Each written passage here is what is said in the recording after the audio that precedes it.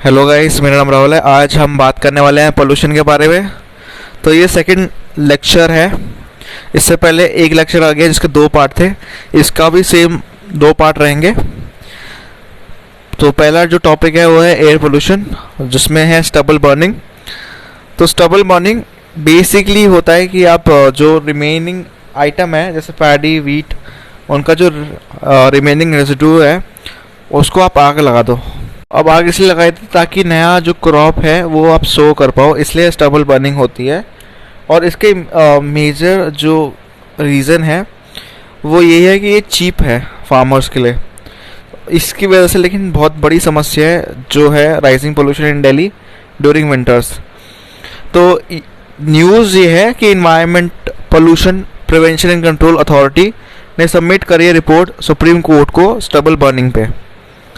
ठीक है, तो इन्वायरमेंट प्रोटेक्शन अथॉरिटी के बारे में समझ लेते हैं। ये इन्वायरमेंट प्रोटेक्शन एक्ट 1986 के अंडर आता है और ये ऑब्जेक्टिव इनका ये सिंपल है कि प्रोटेक्ट करना है, इम्प्रूव करना है क्वालिटी ऑफ इन्वायरमेंट और प्रिवेंट करना है controlling environmental pollution NCR region में। ईपीसीए एम्पावर होता है कि वो सो मोटो एक्शन ले सकता है, जो कि या तो कंप्लेंट के बेसिस पे हो सकता है या किसी इंडिविजुअल के बेसिस पे, या रिप्रेजेंटेशन बॉडी या कोई भी फंक्शनिंग जो इन्वायरमेंट इशू के सेक्टर पे हो। सो मोटो मतलब अपने ओन से ही। ठीक है, तो यहाँ पे रीज़न क्या है स्टबल बर्निंग का। पहला है मैकेनाइजेशन, जो कॉम्बाइन हार्वेस्टर्स यूज़ करते हैं उसकी वजह से स्मॉलर स्टबल रह जाता है ग्राउंड पे, जो कि डिफ़िकल्ट होता है कलेक्ट करने का। सेकेंड है लॉज जो है जैसे Punjab preservation of subsoil water act, जो कि डिले करता है date for paddy transplantation. Third है क्रॉप इंटेंसिफिकेशन, जो उसकी वजह से फार्मर्स उसको छोड़ देते हैं स्मॉलर विंडोज़ पे ताकि वो क्लियर कर ले फील्ड्स को, ताकि वो स्टबल को बर्न कर दे और वो ज़्यादा इजी रहता है।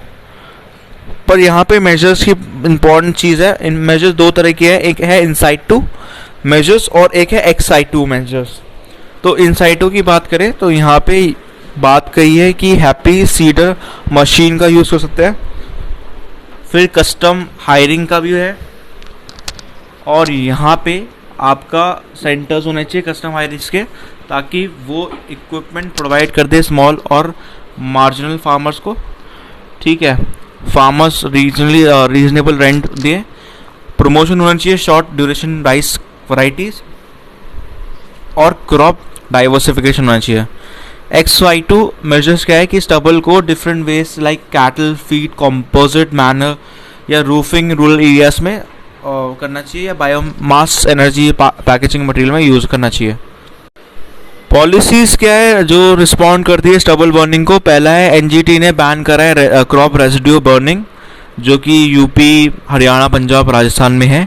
National policy for management of crop residue NPMCR 2014 का ये इंश्योर करता है कि वो प्रिवेंट करता है बर्निंग क्रॉप रेजिड्यू और इंसेंटिवाइज करता है purchase of modern machinery. Central sector scheme क्या है, ये प्रमोट करती है एग्रीकल्चर मैकेनाइजेशन, जो कि इनसाइटू मैनेजमेंट का होता है, जो क्रॉप रेजिड्यू का करता है इन स्टेट्स में Punjab, Haryana, Uttar Pradesh and city of Delhi. Supreme Court की गाइडलाइंस के हिसाब से वो इंसेंटिवाइज करती है फार्मर्स को कि वो बर्निंग को स्टॉप कर दे पैडी क्रॉप स्टबल की। और environment pollution prevention and control authority ने डायरेक्ट करा है दिल्ली, हरियाणा, राजस्थान एंड उत्तर प्रदेश कि वो इम्प्लीमेंट करे ग्रेडेड रिस्पांस एक्शन प्लान, ताकि वो कॉम्बैट करे एयर पोल्यूशन दिल्ली एनसीआर में। GRAP एक स्ट्रैटिफाइड एक्शन देता है अगर मान लो पोल्यूशन लेवल कुछ स्पेसिफिक लिमिट में रीच करता है। इसको हम देख लेते हैं। तो मान लो जैसे पोल्यूशन स्टेज 1 पे है तो moderate to poor quality air है, तो यहाँ पे पर्टिकुलर मैटर जो है 2.5 से अगर अबव जाता है या पर्टिकुलर मैटर 10 से अबव जाता है तो वहाँ पे ये स्टेज आ जाती है। इसमें क्या करते हैं, मैकेनाइजेशन स्वीपिंग होती है, वॉशिंग रोड्स होते हैं विद वाटर। सेकेंड है बैन इम्पोज करा जाता है फायर क्रैकर्स पे, क्योंकि वो इंक्रीज करता है scrutiny of vehicles for pollution standards. Second stage में वेरी पुअर एयर अगर होती है जो कि आपका पर्टिकुलर मैटर 2.5 की बात करूं तो यहाँ पे 121 आई थिंक ये यूजी कुछ है या एम क्यूब है, उससे ज़्यादा हो, और यह PM10 अगर 351 यूनिट से ज़्यादा हो तो यहाँ पे क्या स्टेप लिए जाते हैं, बैन होता है डीजल जनरेटर्स में, और सेकंड है पार्किंग फीस सर्ज होती है 3 to 4 टाइम्स यहाँ पे। थर्ड में है कि अगर आप यहाँ पे प्रमोट करा देता है कि आपको स्टॉप करना चाहिए यूज़ ऑफ फायरवुड और कोल। फोर्थ, अर्ज करा जाता है पीपल को विद रेस्पिरेटरी और कैटरेक्ट प्रॉब्लम जो कि ताकि वो स्टे इनसाइड रहे। स्टेज 3 की बात करें, सीवियरली पॉल्यूटेड एयर, यहाँ पे पर्टिकुलर मैटर 2.5 अबव हो 250 यूजी, या पर्टिकुलर मैटर 10 जो अबव हो 430 यूजी। यहाँ पे 3 फैक्टर इंपॉर्टेंट है। पहला है इंक्रीज करे फ्रीक्वेंसी रोड क्लीनिंग और वॉशिंग का। सेकेंड है शट डाउन करे ब्रिक क्लिन्स को। थर्ड है रिस्ट्रिक्शन होती है इम्पोज आपकी operation of coal based power plants NCR में। फोर्थ स्टेज बहुत ही खतरनाक है जिसमें एमरजेंसी लगती है, जिसका है आपका सीवियर कैटेगरी में आता है, जो सीवियर प्लस में आता है। यहाँ पे अगर पर्टिकुलर मैटर 2.5 अबव 300 चला जाए यूनिट तो, और पर्टिकुलर मैटर 10 जो 500 यूनिट चला जाए, यहाँ पे ट्रक्स की बैन हो जाती है एंट्री, एक्सेप्ट जो एसेंशियल आइटम है। हॉल्ट कराया जाता है कंस्ट्रक्शन एक्टिविटीज़ में, और ऑड इवन रूल जैसे चीज़ें लागू होती है। तो यहाँ पे रिलेटेड न्यूज़ में क्या है, पूसा बायो डिकम्पोजर, ये इंपॉर्टेंट है क्योंकि recently Indian agriculture research institute Pusa Delhi में जो है उन्होंने डेवलप करा एक डिकम्पोजर कैप्सूल जो कि है पूसा बायो डिकम्पोजर, जो कन्वर्ट करती है लिक्विड सोल्यूशन को और वो स्प्रे करती है फील्ड पे ताकि डिकम्पोज करे स्टबल को। सेकंड है एंटी स्मॉग गन, ये रिसेंटली इंस्टॉल हुई है दिल्ली में ताकि वो रिड्यूस करे एयर पोल्यूशन जो कि कॉन्सेंट्रेशन में होता है PM10 PM2.5।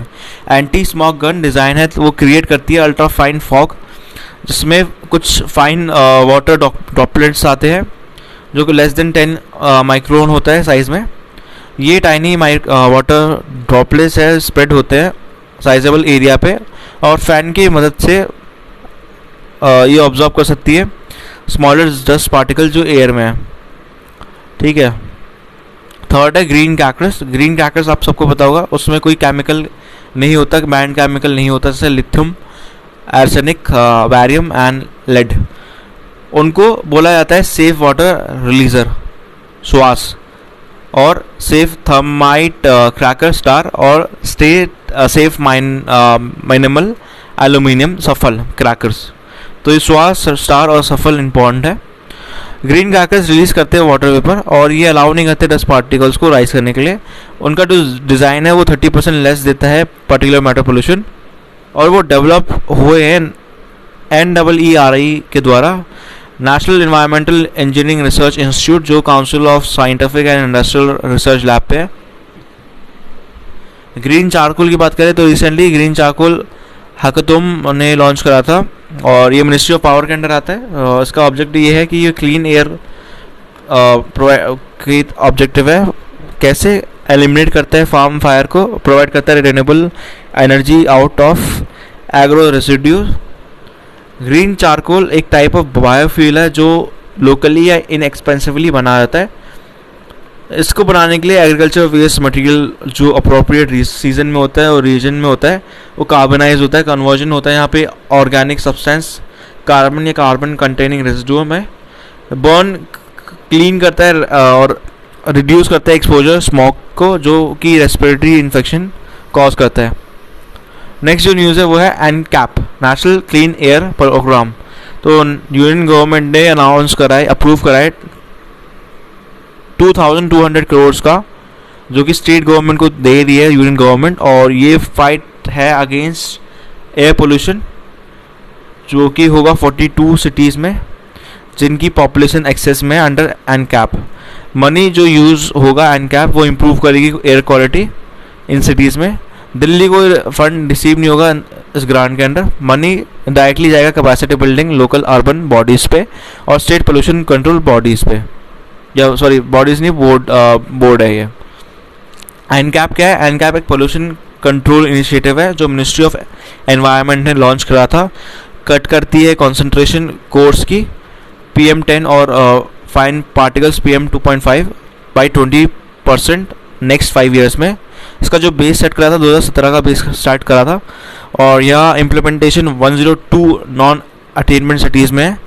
CBCB central pollution control board जो है एग्जीक्यूट करती है प्रोग्राम, ताकि वो प्रिवेंट करे और कंट्रोल करे, अबेटमेंट करे एयर पोल्यूशन का with in the framework of NCAP, और डायरेक्ट करती है स्टेट गवर्नमेंट को कि इम्प्लीमेंट करे एक्शन प्लान जो कि इसके अंदर आ जाए। रिलेटेड न्यूज़ की बात करूँ तो फर्स्ट एवर इंटरनेशनल डे जो क्लीन एयर का है, ब्लू स्काइज का, 2019 में यूनाइटेड नेशन ने अडॉप्ट करा एक रेजोल्यूशन जो ऑब्जर्व करता है आपका international day of clean air का। ठीक है, जो कि है ब्लू स्काइज के लिए, और ये है 7 सितंबर हर साल स्टार्ट होता है 2020 से। इसका जो एम है वो रेज करता है पब्लिक अवेयरनेस हर लेवल पे, डेमोन्स्ट्रेट करता है क्लोज लिंक जो एयर क्वालिटी या अदर एनवायरमेंटल डेवलपमेंट चैलेंजेस पे होता है, जैसे क्लाइमेट चेंज हो गया, SDG गोल हो गया। प्रमोट करता है, फैसिलिटेट करता है सोल्यूशन जो इम्प्रूव करता है एयर क्वालिटी को। ये लाता है डाइवर्स इंटरनेशनल एक्टर्स को और वो स्ट्रैटेजिक अलायंस फॉर्म करते हैं। नेक्स्ट जो न्यूज़ है वो है emission norms for thermal power plants. India ने पुश करा है डेडलाइन को कोल फायर पावर प्लांट्स की और अडॉप्ट करा है new emission norms by up to 3 years. जो डेडलाइन है उसको एक्सटेंड कर दिया है 2025 तक। बैकड्रॉप क्या है इसका? अगर बात करें centre for science and environment estimate CSE और coal based thermal power plants जो रिस्पॉन्सिबल है 70% total fresh water withdrawal all industries का। 60% की बात करें तो टोटल इंडस्ट्रियल एमिनेशन जो है पर्टिकुलर मैटर का वो, और 45% है SO2 का, 30% है नाइट्रस ऑक्साइड और मोर देन 80% है मर्करी का। 2015 में ministry of environment forest and climate change ने नोटिफाई करा है स्टैंडर्ड्स जो थर्मल पावर प्लांट्स को कंट्रोल करते हैं emission under environmental protection amendment rules 2015 की बात कर रही है। ये नॉर्म्स प्रिस्क्राइब है और एमिशन स्टैंडर्ड जो है PM का और SO2 सल्फर डाइऑक्साइड का है शायद, और NOx और मर्करी Hg और water H2O।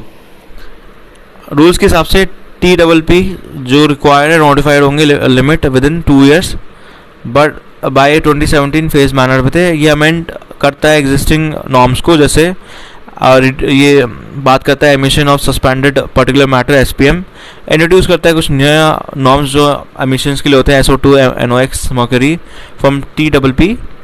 Separate norms prescribed है थर्मल पावर स्टेशन के जो कि इंस्टॉल्ड होते हैं बिफोर 21 दिसंबर 2003, और यूनिट जो इंस्टॉल हुए हैं बिटवीन 31 दिसंबर 2003 से लेके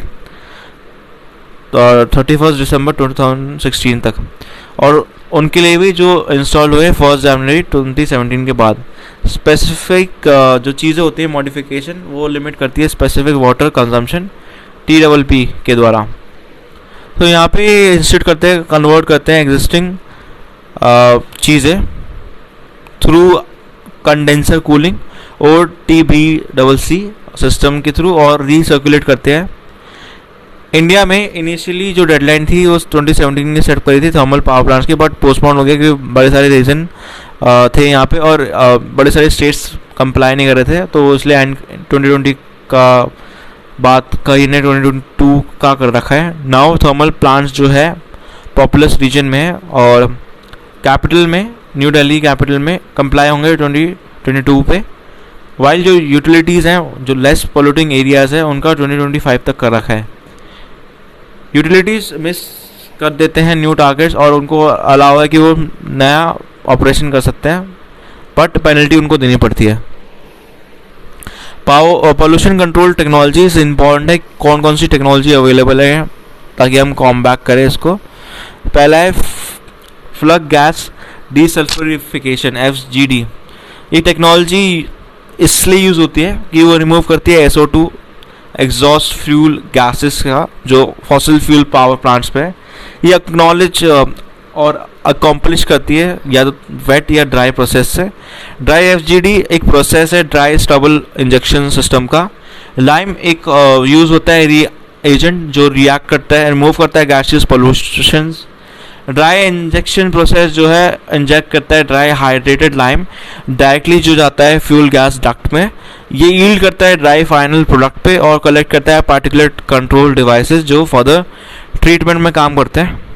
वेट एफजीडी जो है एक शावर लाइम स्लरी है जो स्प्रे होता है हर फ्यूल गैस स्क्रबर पे, जहाँ पे SO2 अब्जॉर्ब होता है, स्प्रे होता है और एक वेट कैल्शियम सल्फाइड बनता है और वेस्ट वाटर होता है। एफजीडी वेस्ट वाटर जो है इफेक्टिवली और एफिशिएंटली ट्रीट करता है लार्ज फिल्टर प्रेसेस को और लार्ज वैक्यूम बेल्ट फिल्टर्स को जो कि लार्ज स्लज प्रोडक्शन पे होता है।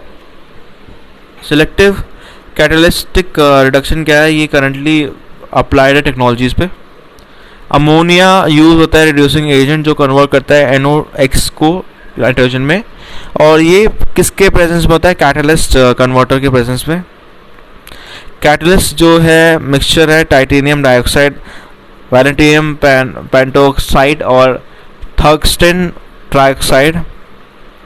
SCR रिमूव कर सकता है 60-90% NOx from flue gases.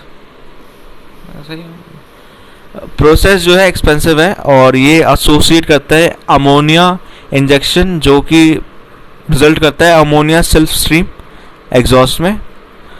Next जो है टेक्नोलॉजी वो है सिलेक्टिव नॉन कैटलिक रिडक्शन। ये एक प्रोसेस है जो रीएजेंट करता है यूरिया, अमोनियम हाइड्रोक्साइड और बड़े सारे चीज़ों को जो इंजेक्ट होते हैं फ्लू गैसेस में, और देन वो फर्नेस में जाता है, उसमें अप्रोप्रिएट टेम्परेचर सेट करते हैं और NOx और रीएजेंट जो है यूरिया और जो भी बड़ी सारी चीज़ है वो रिएक्ट करते हैं और फॉर्म करते हैं N2 और H2O जो रिक्वायर्ड नहीं होते हैं कैटलिस्ट में। नेक्स्ट जो टेक्नोलॉजी है वो है इलेक्ट्रोस्टैटिक प्रेसिपिटेटर। ये इलेक्ट्रोस्टैटिक प्रेसिपिटेटर एक फिल्ट्रेशन डिवाइस है जो रिमूव करता है फाइन पार्टिकल्स जो डस्ट के होते हैं, स्मोक के होते हैं, फ्लोइंग गैस से, और यूज़ करते हैं फोर्स जो इंडक्ट करते हैं इलेक्ट्रोस्टैटिक चार्ज जो मिनिमली इम्पीड करते हैं flow of gas through unit. Thermal power plant की बात करें वो अलाउ करते हैं कोल को हाई ऐश कंटेंट में। एनवायरनमेंट मिनिस्ट्री ने इशू करा था न्यू गाइडलाइंस या न्यू रेगुलेशन जो कि TPP यूज़ करेगा कोल इरिस्पेक्टिव क्या ऐश कंटेंट है। ये ओवरटर्न करता है 2014 का रेगुलेशन जो मैंडेटरी करता है कोल बेस्ड TPP ताकि वो कोल को यूज़ करे with not more than 34% of ash content. 2014 का रेगुलेशन के हिसाब से ये मैंडेटरी है कोल प्रोड्यूसर को कि वो रिमूव करे इम्प्योरिटीज़ कोल से before transporting to thermal power plants. 34% push होता है TPP को कि वो इंपोर्ट करे कोल और ड्रॉप ऑफ करे कॉस्ट ऑफ पावर। इंडिया का डोमेस्टिक कोल रिजर्व की बात करें तो यहाँ पे कंटेंट जाता है 40 to 45%। यहाँ पे कोल रिक्वायर्ड है कि वो जनरेट करे 1 किलोवाट की इलेक्ट्रिसिटी और इससे बहुत ज़्यादा एमिशन होता है। न्यू नोटिफिकेशन के under thermal power plants liable है प्रॉपर डिस्पोजल कैश कोल ऐश के, और अगर वो मीट कर रहे हैं एमिशन स्टैंडर्ड्स को, और ओनर्स जो रहता है वो एड्रेस रहता है पोल्यूशन का क्योंकि हाई कंटेंट जो हाई ऐश कंटेंट है वो लाई करता है TPP मतलब थर्मल पावर प्लांट्स है इंस्टेड ऑफ कोल कंपनीज पे। न्यू नॉर्म सेटअप होने की वजह से disposal of rejects at washeries, disposal of ash by TPP बहुत सारी चीज़ें सेट हुई है। स्ट्रेस करता है use of pollution control technology जो जैसे फ्यूल गैस डिसल्फरिफिकेशन जो हमने पहले ही देख रखा है, सबसे ऊपर ही हमने देखा था, उनका यूज़ होना चाहिए ताकि चीज़ें सही रहे। और कंपल्सरी है कि ट्रांसपोर्ट करे कोल को कवर्ड व्हीकल्स पे। ठीक है, ये बहुत ही लंबा लेक्चर है तो मेक श्योर करें आप लाइक शेयर सब्सक्राइब करना ना भूलें क्योंकि ये बहुत ज़्यादा एफर्ट लगाते हैं। अमोनिया पोल्यूशन की बात करें, रिसेंटली अमोनिया गैस लीक हो गया था कहाँ पे, प्रयागराज उत्तर प्रदेश में। Indian farmer fertiliser cooperative limited ये है IFFCO यूनिट। अमोनिया NH3 इसका वो है केमिकल कॉम्पोजिशन, और ये colourless highly reactive soluble alkaline gas है। ये प्रोमिनेंट इसका जो कॉन्स्टिट्यूट करती है, ये नाइट्रोजन साइकिल में आती है, जो एडवर्सली इफेक्ट करते हैं इकोसिस्टम को हायर कंसंट्रेशन में। अमोनिया स्टोर होता है लिक्विड फॉर्म में हाई प्रेशर के अंडर, या गैसेस फॉर्म में होता है लो टेम्परेचर पे। अमोनिया नेचुरली प्रेजेंट होता है बॉडी में और सिक्रीट करता है किडनी के थ्रू, और ये न्यूट्रलाइज करता है एक्सेस एसिड। वाइल जो अमोनिया है ये नाइट्रोजन के फॉर्म में होता है और एसेंशियल होता है प्लांट ग्रोथ के लिए। सोर्सेज क्या है एमिशन के, यहाँ पे पहला है लार्जेस्ट सोर्स है NH3 एमिशन, जो agriculture animal husbandry NH3 based fertiliser application है। अदर सोर्सेज में NH3 जो इंक्लूड करता है industrial process, vehicle emission, volatilisation soil से जो होती है और ओशन से होती है, decomposition organic waste, forest fire, animal human waste, और नाइट्रोजन फिक्सेशन प्रोसेस के थ्रू होती है जो सोर्सेज आते हैं। यूजेस क्या है इसका, इंडस्ट्रियल केमिकल प्रोडक्ट्स में प्रोडक्शन में होता है, जैसे fertiliser, plastic, synthetic fibres, dyes and other products. Critical रहता है मैन्युफैक्चरिंग ऑफ फर्टिलाइजर, क्योंकि अमोनिया बिल्डिंग ब्लॉक होता है अमोनियम नाइट्रेट के लिए NH4 NO3, ठीक है, जो कि एग्रीकल्चर में यूज होता है as a high nitrogen fertiliser. इसके इफेक्ट्स क्या होता है अमोनिया पोल्यूशन के, इंपॉर्टेंट है। एनवायरनमेंट के बारे में बात करेंगे, फिर हम ह्यूमंस पे देखेंगे। पहला है क्लाइमेट चेंज, नाइट्रिफिकेशन और डी नाइट्रिफिकेशन कंट्रीब्यूट करता है ग्रीन हाउस गैस एमिशन पे। सेकेंड है एयर पोल्यूशन, फॉर्मेशन होता है हेज का, जो एक कंडीशन होती है, कैसे होती है जब वो रिएक्ट करती है अमोनिया और अदर ऑक्साइड और पोल्यूशन के साथ जो एटमॉस्फेयर में रहता है। वाटर पोल्यूशन टॉक्सिक रहता है एक्वाटिक ऑर्गेनाइजेशन को और कंट्रीब्यूट करता है हार्मफुल एल्गाई ब्लूम्स और डेड जोन का, जो कि एक्सट्रीमली लो ऑक्सीजन लेवल होता है। इकोसिस्टम को डैमेज करती है, कैसे यूट्रोफिकेशन और एसिडिफिकेशन इफेक्ट्स आते हैं सेमी नेचुरल इकोसिस्टम में, जो कि कन्वर्ट कर सकते हैं स्पेसिफिक कॉम्पोजिशन। ऑन ह्यूमंस पे क्या आता है, अमोनिया इंटरेक्ट करता है मॉइस्चर के साथ जो प्रेजेंट होता है skin, eyes, oral cavity, respiratory tracks, जो कि होता है फ्रॉम अमोनियम हाइड्रोक्साइड, जो कि एक कॉज रहता है, डिस्टर्ब करता है सेल मेम्ब्रेन को, मेम्ब्रेन के लिपिड्स को, अल्टीमेटली सेलुलर डिस्ट्रक्शन में कॉज करता है। और लास्ट है गैसियस अमोनिया, जो रिएक्ट करती है अदर पोल्यूटेंट्स को एयर में, और ये फॉर्म करती है फाइन पार्टिकल जैसे अमोनियम सॉल्ट, जो इफेक्ट करती है ह्यूमन ब्रीदिंग को, जैसे बड़े सारे डिजीज है न्यूमोनिया और अस्थमा।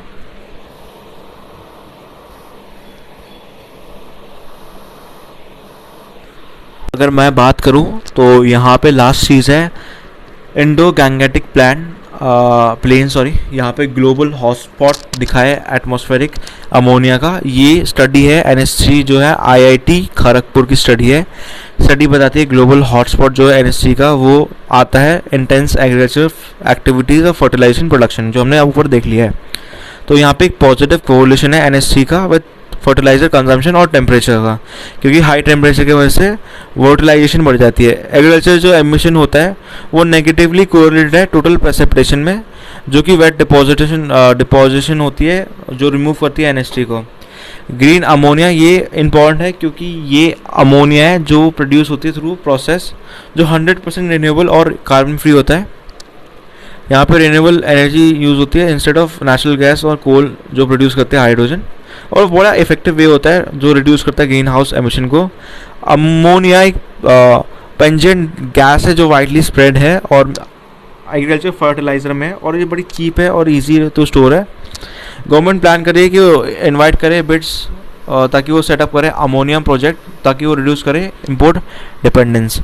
जो लास्ट पार्ट है इसका जो मैं कवर करने वाला हूँ और फिर मैं नेक्स्ट लेक्चर में पूरा ख़त्म कर दूँगा, वो है अभी फ़िलहाल है indoor air pollution. Last topic recently report publish हुई थी लैंसेट जर्नल के द्वारा, जो हाईलाइट करता है इंडोर एयर पोल्यूशन, जो कि कॉज करता है 64% deaths in last 2 decades India में।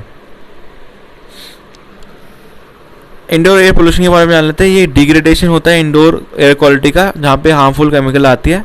इंडोर एयर पोल्यूशन अफेक्ट करता है बड़े सारे फैक्टर्स, जैसे रनिंग कंडीशन हो गया इंडोर पोल्यूशन सोर्सेज का, वेंटिलेशन कंडीशन और इंडोर एक्टिविटीज़। सीवियरिटी क्या है, एनवायरमेंटल प्रोटेक्शन एक्ट 1986 के अकॉर्डिंग जो level of indoor air pollution है वो 2 to 5 टाइम्स बिगर होता है देन आउटडोर लेवल्स। और कुछ केसेस में ये लेवल एक्सीड कर सकता है आउटडोर लेवल्स को, जो कि ज़्यादा नहीं होता, बहुत ज़्यादा ही हो जाता है। ठीक है, थस ये इम्पैक्ट करता है हेल्थ ऑफ इंडिविजुअल्स और बड़े सारे लोग जो रह रहे हैं, 80% जो जनता रह रही है घर पे। इनिशिएटिव क्या है यहाँ पे? पहला है कि लोगों को बचाने के लिए ill effects of IAP, central government ने 2 चीज़ लॉन्च करी है, स्कीम लॉन्च करी है। इंडिया की बात कर रहा है।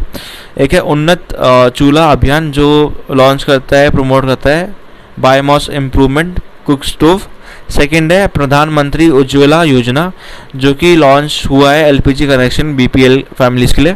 थर्ड है retrofit of air condition to improve Indian indoor air quality for safety efficiency race, एक joint initiative है एनर्जी एफिशिएंसी सर्विसेज लिमिटेड और USAID।